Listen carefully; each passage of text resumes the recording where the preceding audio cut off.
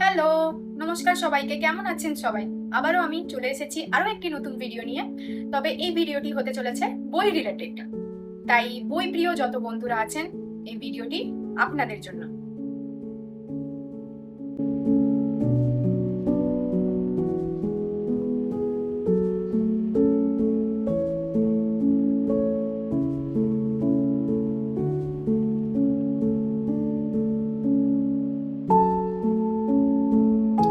আজকে কিছু ইংরেজি বইয়ের সংকলন নিয়ে চলে এসেছি। বইগুলো দেখতেই পাচ্ছেন আমার হাতে। 3টে বই রয়েছে, সবগুলোই ইংলিশে লেখা। প্রথম বই হচ্ছে রাস্কিন বন্ডের লেখা বিনিথ দ্য হুইসপারিং পাইনস।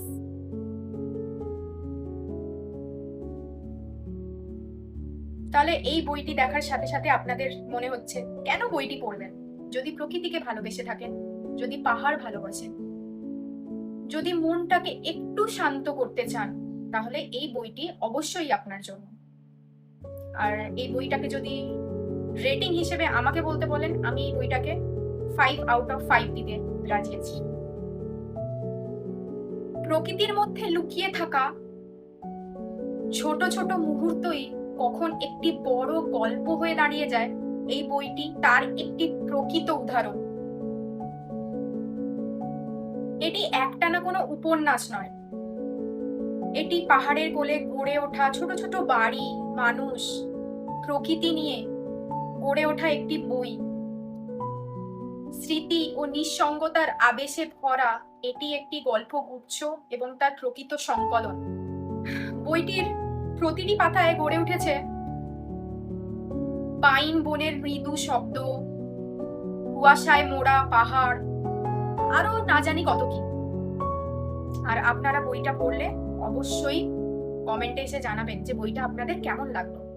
কিছু বই রয়েছে যা আমাদেরকে গল্প শোনায়, আর কিছু বই রয়েছে যা আমাদের মনকে শান্ত করে। আর এই বইটি বিনিথ দ্য হুইসপারিং পাইনস দ্বিতীয়টির উদাহরণ।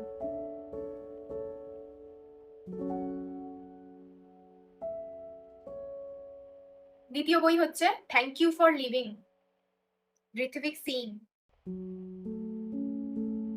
বেস্ট সেলার বই। From the best-selling author of I Don't Love You Anymore.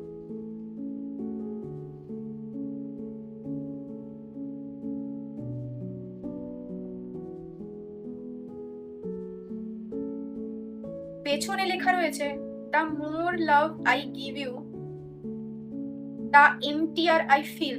I think I will only be okay again when I ask him to leave.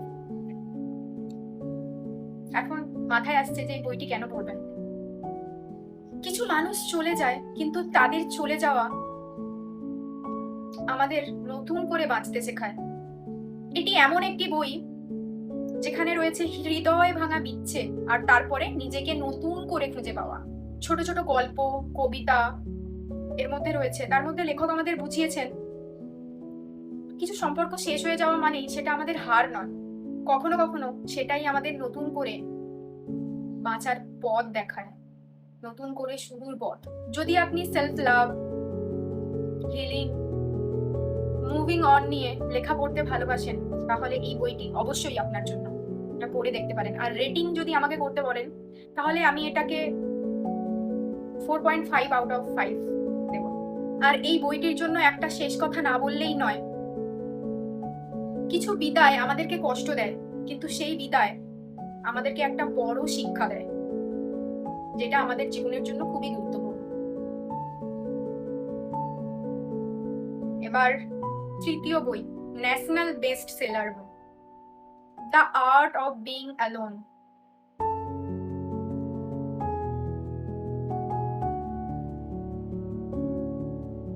হয়তো অনেকেই এই বইটি পড়েছেন বা অনেকেই পড়েননি। একা থাকা মানেই একাকিত্ব নয়, বরং নিজেকে নতুন করে খুঁজে পাওয়া। নিজের সঙ্গে শান্তিতে বাঁচতে শেখাই আসল শিল্প। যখন নিজের সঙ্গ উপভোগ করতে শিখবেন, তখন আর একা লাগবে না।